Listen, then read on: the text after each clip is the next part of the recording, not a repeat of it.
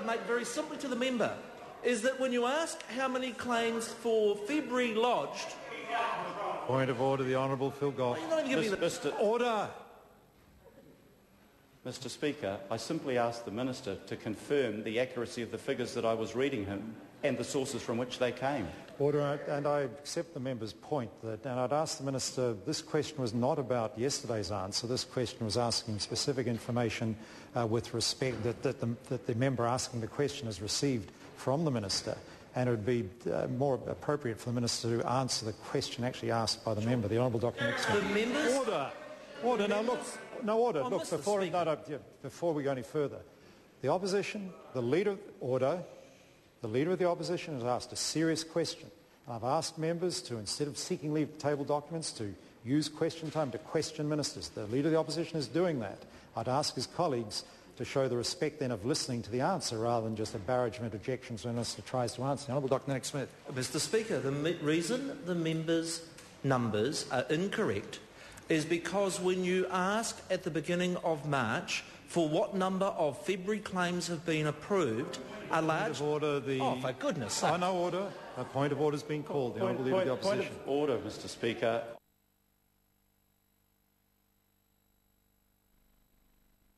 I have read these figures directly from the Minister's own answer, and now he is actually saying that the figures I'm reading are incorrect. That can't possibly be the answer. Order. No, order. We're not going to... This is a very interesting situation. The Minister, in answering his question, actually said the reason why the members' figures are incorrect, and that was not what the member asked the Minister about, was a series of figures relating to one period and then several months, starting, forgive me, I can't recollect the date where the figure was 6, and he went back over a series about 4 months prior to that where there was a pattern in figures, and asked the Minister whether the Minister could confirm those figures. And I think what I'll do to avoid confusion any further, I'll ask the Honourable Leader of the Opposition to repeat his question. The Honourable Leader of the Opposition. Mr. Speaker, can the Minister confirm his own figures provided by written answer to the House of Representatives that in October of 2008, 312 victims of sexual crime were approved for counselling, yet through the recent months of this year and of last year, those figures dropped from November 09, 44, December 09, 32, January 10, 11, to a derisory figure of just 6 in February 2010. Mr. Speaker, I have the written answer in front of me, and it points out that of the 298 claims in February, at the beginning of March, 260 of those were in the columns in my answer, awaiting further information, or, in the second category, that they were awaiting assessment. In exactly the same way, I would say to the member, is that you need to give ACC... Point of order, the Honourable Leader of the Opposition. Point of order, Mr. Speaker. No, point of order has been called.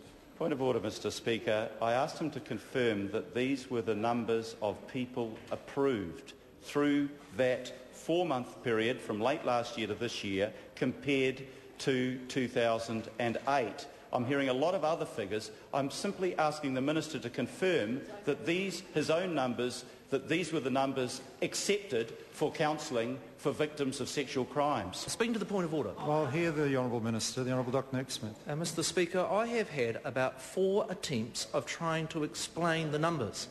And every time the Minister, the member opposite, interjects and stops me from being able to explain the context of the numbers.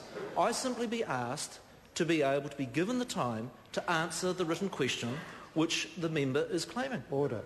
The dilemma we have is this is question time. The member did not ask the Minister to explain the information. The member asked the Minister whether or not these figures were correct, to confirm whether or not they were correct. Now, that, the standing orders don't provide for ministers to answer a different question. If the question was why is there this pattern in the figures, then the minister's answer would be perfectly in order. But that's not the question that was asked, and ministers have to answer the question asked, not the one they might like to answer.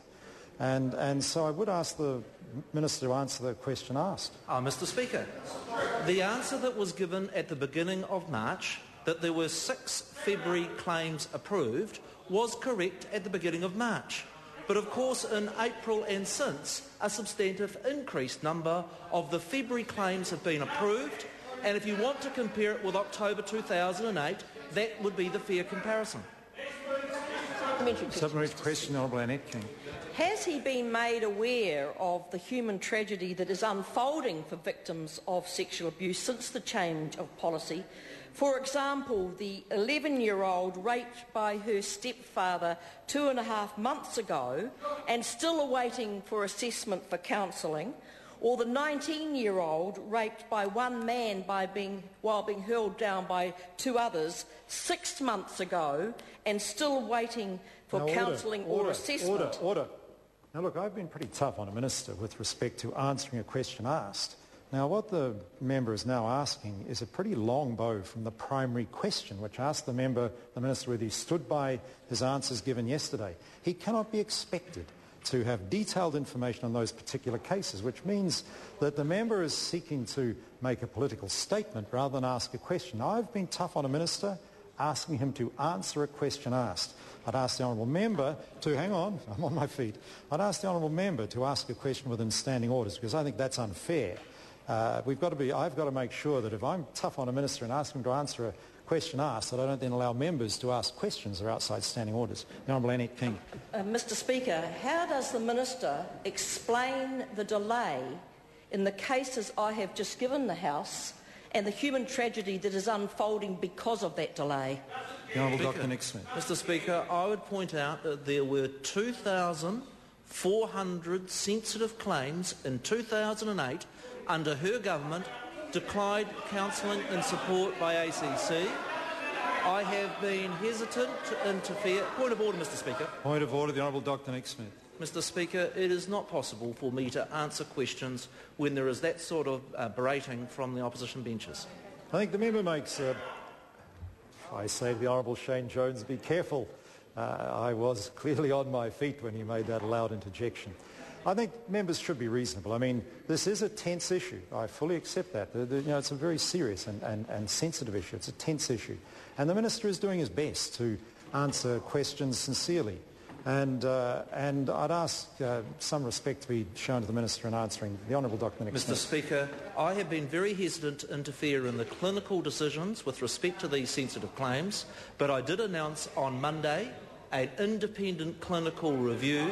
I'd invite the member opposite, if they've got cases where they're not satisfied with the clinical care, that they refer them to that review.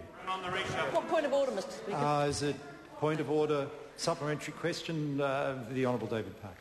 Why won't the Minister admit that he and his government have badly let down the victims of sexual crime, that his failure to heed the consistent warnings from the opposition, from the professional associations of the psychotherapists, the psychologists, the Christian counsellors, the social workers, rape crisis and Massey University, that it's a matter of political responsibility and that it could be fixed by reinstating the prior practice? The Honourable Mr. Dr. Speaker, Nick Smith. I'd again point out to that member that 2,400 claims were declined and that during the term of the previous government there was an 8-fold increase in the number of claims that were declined. I'd also draw to the member's attention the statement by the New Zealand Association of GPs strongly supporting the clinical pathway that was adopted by ACC. Question. Point of order, the Honourable Clayton Cosgrove. Mr. Speaker, without revisiting the issue, and you'll be aware that I did discuss this with you offline at some point, could I ask you to consider this matter in respect of your ruling in respect of the tabling of documents, which I respect? And it's simply this, that we have had quite an interchange over the allegations of accuracy of information or whatever.